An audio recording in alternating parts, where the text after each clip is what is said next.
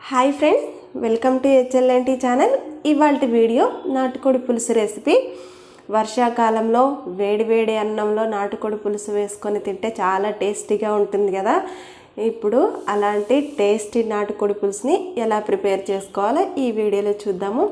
మీలో ఎవరైనా first time మన ఛానల్ని చూస్తున్నట్టయితే ప్లీజ్ సబ్స్క్రైబ్ చేసుకోండి. పక్కనే ఉన్న బెల్ బటన్ని క్లిక్ చేయండి. నేను ఏదన్నా కొత్త వీడియో పెట్టగానే మీకు నోటిఫికేషన్ వస్తుంది. చాలా టేస్టీగా నాటుకోడి పులుసు అనేది ఎలా ప్రిపేర్ చేసుకోవాలో ఈ వీడియోలో చూద్దాము. ఇంకా మనకి ఆ పులుసు అనేది కూడా కొద్దిగా చిక్కగా రావడానికి ముందు ఒక మసాలాను అయితే ప్రిపేర్ చేసుకోవాలి. ఆ మసాలా ఎలా తయారు చేసుకోవాలి అనేది ఫస్ట్ చూద్దాము. మసాలా తయారు చేసుకోవడానికి ఒక కడాయి పెట్టుకొని స్టవ్ ఆన్ చేసుకొని కడాయి కొద్దిగా వేడైన తర్వాత 1 టేబుల్ స్పూన్ వరకు గసగసా వేసుకోవాలి. గసగసాలు వేసుకొని వేయించుకోవాలి. ఒక హాఫ్ మినిట్ వరకు గసగసాలు కొద్దిగా వేడైన తర్వాత మిగతా ఇంగ్రీడియంట్స్ని వేసుకోవాలి. 4 యాలకులు, 7-8 లవంగాలు, 2 ఇంచు దాల్చిన చెక్క, 1 టేబుల్ స్పూన్ మిరియాలు, 2 టేబుల్ స్పూన్ ధనియాలు వేసుకొని వేయించుకోవాలి. ఇవి కొద్దిగా కలర్ చేంజ్ అయ్యేంత వరకు మంచిగా వేయించుకోవాలి. సిమ్లో పెట్టుకొని వేయించుకోవాలి. హైలో ఫ్లేమ్ పెట్టుకుంటే ఇంకా మన ఈ మసాలా అనేది మంచిగా వేగదు. తర్వాత 1 టేబుల్ స్పూన్ వరకు ఎండు కొబ్బరి పౌడర్ని వేసుకొని వేయించుకోవాలి. ఎండు కొబ్బరి పౌడర్గా లేకపోతే మీ దగ్గర ఎండు కొబ్బరిని చిన్న ముక్కలుగా కట్ చేసుకొని వేసుకోవచ్చు. ఒక చిన్న ముక్కని వేసుకోండి సరిపోతుంది. ఇలా బాగా వేయించుకోవాలి. ఎండు కొబ్బరి కూడా కొద్దిగా వేగిన తర్వాత ఇంకా మనం మిక్సీ జార్లోకి తీసుకోవాలి. తీసుకొని ఒక పౌడర్ లాగా పట్టుకొని, మెత్తని పౌడర్ లాగా పట్టుకొని పక్కన పెట్టుకోవాలి. తర్వాత మనం చికెన్ పులుసు అనేది ప్రిపేర్ చేసుకోవడానికి ఒక కుక్కర్ పెట్టుకొని 1/2 కప్పు వరకు ఆయిల్ వేసుకున్నాను. ఆయిల్ వేడైన తర్వాత ఒక బిర్యానీ ఆకును వేసుకొని, బిర్యానీ ఆకు కూడా వేడైన తర్వాత ఒక ఆనియన్ని చిన్న ముక్కలుగా కట్ చేసి వేసుకున్నాను. మీడియం సైజు ఆనియన్ని చిన్న ముక్కలుగా కట్ చేసి వేసుకున్నాను.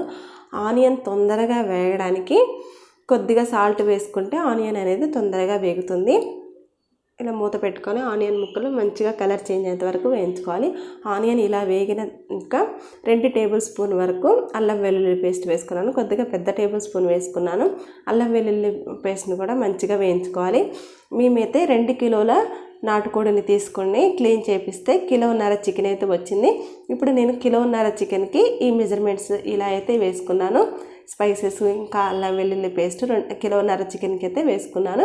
మీరు 1/2 కిలో చికెన్ తీసుకున్నా ఇంకా 1 కిలో చికెన్ తీసుకున్న ఈ స్పైసెస్ అనేది అడ్జస్ట్ చేసుకోండి. అల్లం వెల్లుల్లి పేస్ట్ కూడా మంచిగా వేగిన తర్వాత 1 టేబుల్ స్పూన్ వరకు పసుపుని అయితే వేసుకొని పచ్చివాసన పోయేంత వరకు కొద్దిగా వేయించుకోవాలి. నేను ఆల్రెడీ అల్లం వెల్లుల్లి పేస్ట్లో ఉప్పు పసుపు వేసుకొని మిక్సీ పట్టుకున్నాను. ఇంకా చికెన్లో కూడా ఉప్పు పసుపు వేసి కొద్దిగా ఒక 10 to 15 మినిట్స్ మ్యారినేట్ చేసి నీట్గా క్లీన్ చేసుకున్నాను. ఇప్పుడు చూడండి, పసుపు కొద్దిగా పచ్చివాసన పోయిన తర్వాత గ్యాస్ని మీడియం ఫ్లేమ్లో పెట్టుకొని మనం ముందుగా క్లీన్ చేసి పెట్టుకున్న చికెన్ని ఇందులో వేసుకోవాలి. నేనైతే 1.5 కిలో చికెన్కి ఈ మెజర్మెంట్స్ అయితే చెప్తున్నాను. ఇక్కడ సిటీలో కూడా చికెన్ నీట్గా క్లీన్ చేసి ఇస్తారు. మన పల్లెటూరులో లాగా కాల్చిస్తారు. ఇలా చికెన్ మొత్తాన్ని యాడ్ చేసుకున్న తర్వాత ఒక్కసారి కలుపుకోవాలి. మన అల్లం వెల్లుల్లి పేస్ట్ చికెన్కి పట్టేలాగా కలుపుకోవాలి.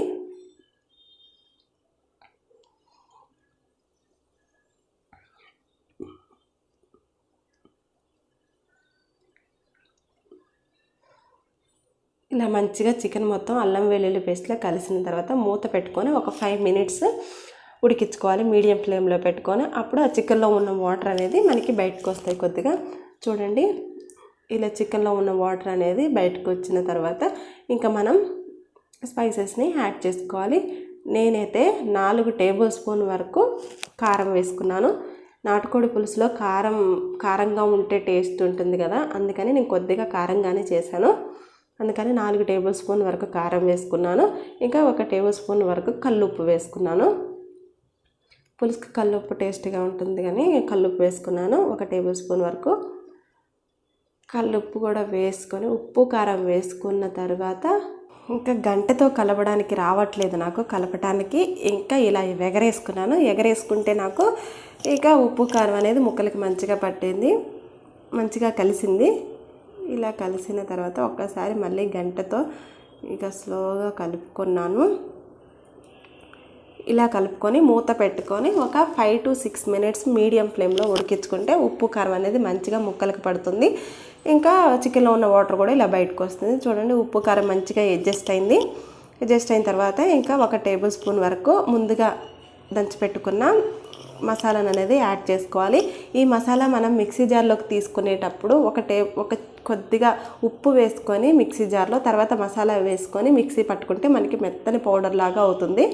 గసగసాల కూడా తొందరగా మెదుగుతుంది. ఒక చిన్న టిప్ అది.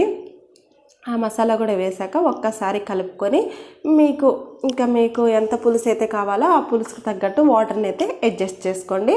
నేనైతే ముక్కలు మునిగేంత వరకు వాటర్ని అయితే పోసుకున్నాను. చూడండి, ఇలా వాటర్ని అడ్జస్ట్ చేసుకున్నాను. అడ్జస్ట్ చేసుకొని కొద్దిగా కొత్తిమీర వేసుకున్నాను. కొత్తిమీర వేసుకొని ఇంకా కుక్కర్ మూతనైతే పెట్టేసుకున్నాను. విత్ రబ్బరు లిడ్ మొత్తం పెట్టేయాలి. కుక్కర్ మూతను పెట్టేసుకొని 5 to 6 విజిల్స్ రానివ్వాలి. అలా అయితే మన నాటుకోడి అనేది ముక్కలు మంచిగా ఉడుకుతాయి. 5 to 6 విజిల్స్ వచ్చేంత వరకు ఉడికించుకోవాలి. చూడండి, 5 to 6 విజిల్స్ వచ్చిన తర్వాత ఆవిరి మొత్తం పోయిన తర్వాత కుక్కర్ మూతను ఓపెన్ చేసుకోవాలి. చూడండి, కుక్కర్ మూతను ఓపెన్ చేసుకుంటే మన చికెన్ అనేది ఇలా ఉడికింది.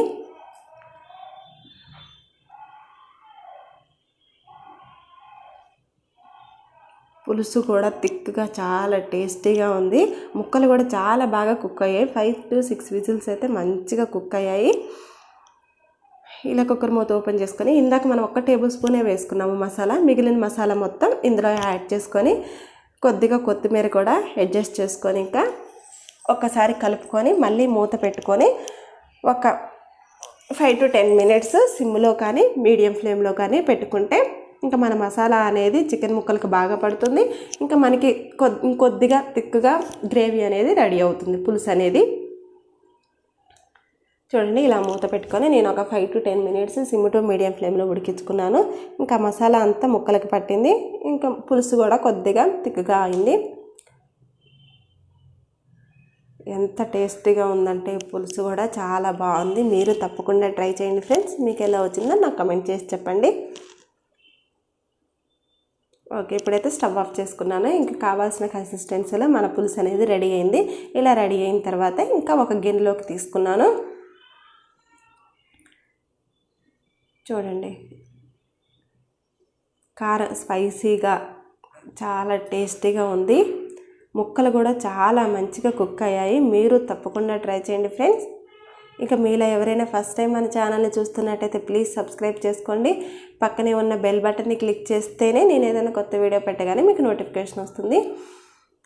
ఇవాళైతే టేస్టీ ఎమ్మీగా మన నాటుకోడి పులుసు అయితే రెడీ అయింది. ఇంకా వేడి అన్నంలో తింటే చాలా టేస్టీగా ఉంది. మామూలుగా ఇక్కడ మేము మటను ఇంకా చికెను ఒకే షాప్లో అక్కడ ఉంటుంది. ఆయన ఏంటంటే నాటుకోడి కూడా మన పల్లెటూర్లో లాగా కాల్చి ఇస్తారు. అలాగే 2 కిలోల నాటుకోడిని అయితే తీసుకుంటే వాళ్ళు నీట్గా క్లీన్ చేసి పైన కాల్చి మనకి ముక్కలు కూడా సైజులు వాళ్ళు కొట్టేసి ఇచ్చారు. అందుకే చాలా టేస్టీగా ఎమ్మీగా ఉంది. పల్లెటూర్లో లాగా కాల్చిన నాటుకోడితో ఇవాళైతే నాటుకోడి పులుసు. చూడండి, ఎంత కలర్ఫుల్గా ఎంత టేస్టీగా వస్తుంది. ఇంకా స్పైసీగా కూడా ఉంది. ఓకే ఫ్రెండ్స్, ఈ వీడియో అయితే మీకు నచ్చింది అనుకుంటున్నాను. నెక్స్ట్ వీడియోతో మళ్ళీ కలుద్దాం. Thank you for watching.